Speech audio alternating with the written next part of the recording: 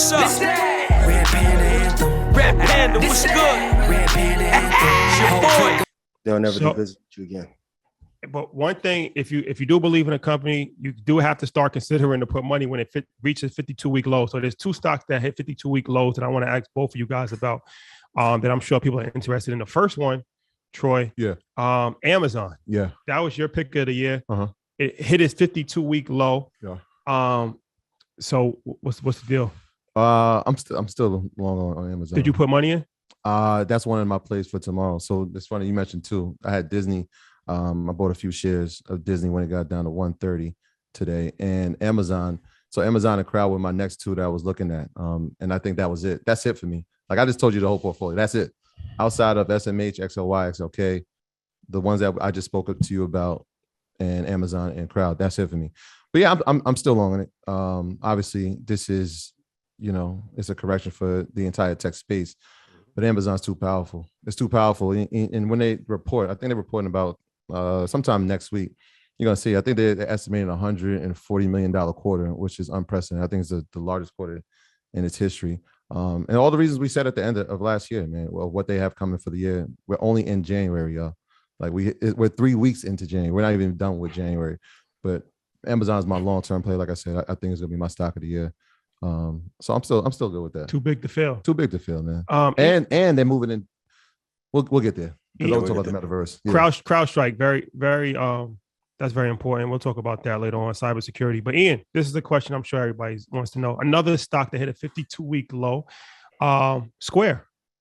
Mm-hmm. Square. What is the deal with Square? I'll chime in on Amazon. 2634 is the area that I'm looking for on Amazon. It's very interesting, like the amount of hedge funds that are out of it because of the price is too high. So now that it's at 2,700 and some change, there's a lot more capital you can put to other things that are cheaper. Everyone tell me what prices have I called for Square as of recent. Square is going to do great, but you got to give it probably 6 to 7 months as they're making this transition to be okay. So if you got in 129 and below, you'll be fine.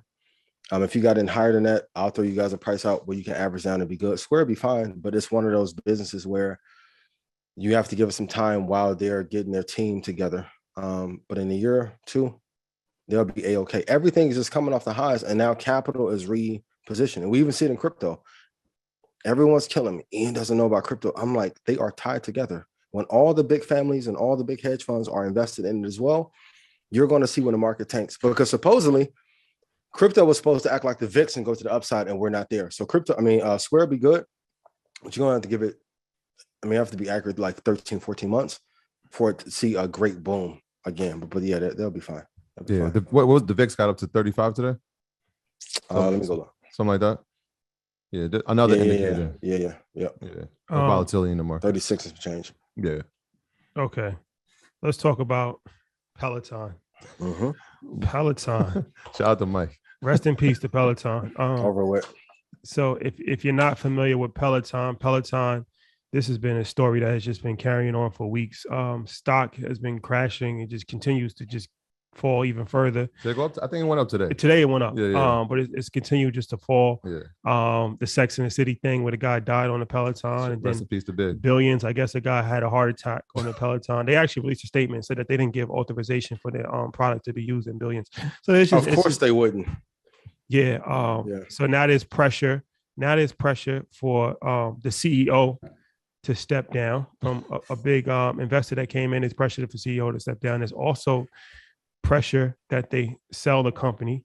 Who is in consideration or rumors to buy Peloton? None other than Apple. I spoke about this. That'll be very interesting if that happens. Yeah. So, all right, Peloton. What are 5 mistakes that Peloton made, and what can we learn from this Peloton fiasco?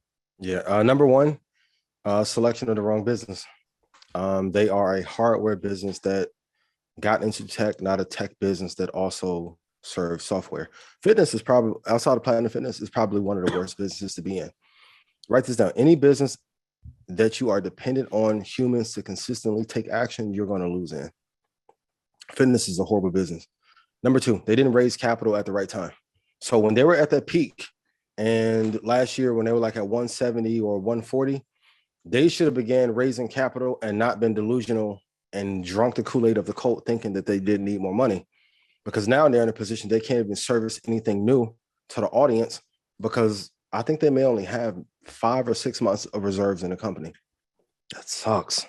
So when your capital outliers are debt heavy and the subscriptions are not doing well, you're going to run into a danger zone. Number 3, they misled the investors of the company about how much capital was needed before they gave out that $1 billion in equity. So anytime you have leadership that lies to the investor base, that's never a good thing. I get it. A ton of stocks went up in 2020.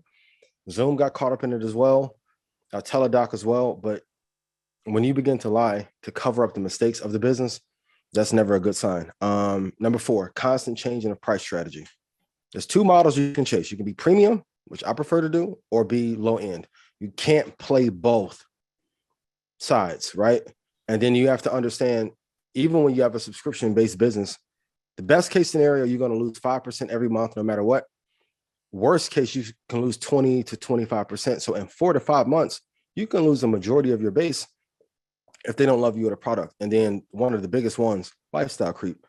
They bought a 300,000 square foot office space in New York at the peak of the market. And then the CEO, and that's why I tell you guys about lifestyle creep, got a $55 million vacation home nearby. So as soon as things got popping, I'm not mad at it. Everyone wants, to the 80s babies, Gordon Gekko, now the Axelrod lifestyle, but that lifestyle creep into the business. As you grow, you have to keep those expenses low, just in case things turn bad, right? So that's a big mistake. Whenever I see a lot of splurging in the business, and that's why I always go to, if we look at the crop of Indian CEOs, because of their humble beginnings and conditions, they come here, they rise, but they live a relatively low lifestyle. That's one of the things I love about Microsoft CEO.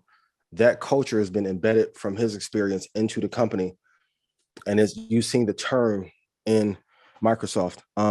Number 6, just not knowing there wasn't enough demand for what they were offering and buying into the hype.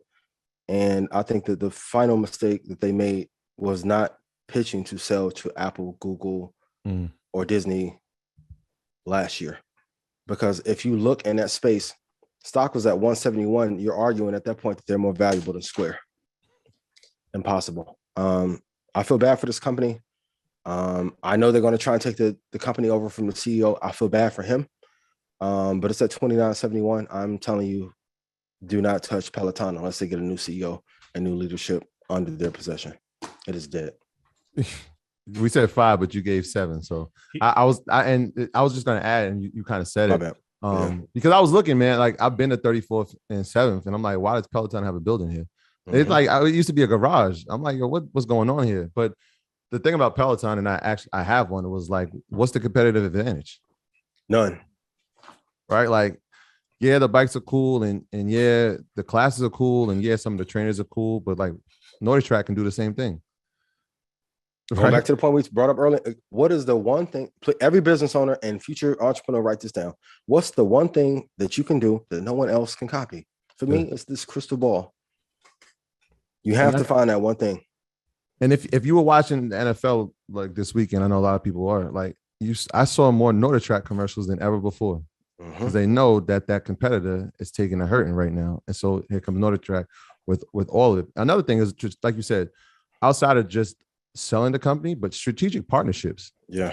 Like, you could have had a subscription with maybe a Planet Fitness, or right. You have. You can't even play apps on there. Yeah. That's you can't play YouTube, Spotify, like nothing. Disney Plus. There's no integration, right? There's no strategic partnerships inside the machine. I know they try to upgrade the machines, but even that, the supply chain kind of hurt them too. So were they ready for this moment, right? Because when you order a bike, like even during the pandemic, when everybody was home, if you try to order a bike, it's going to take you like 2 months to get it.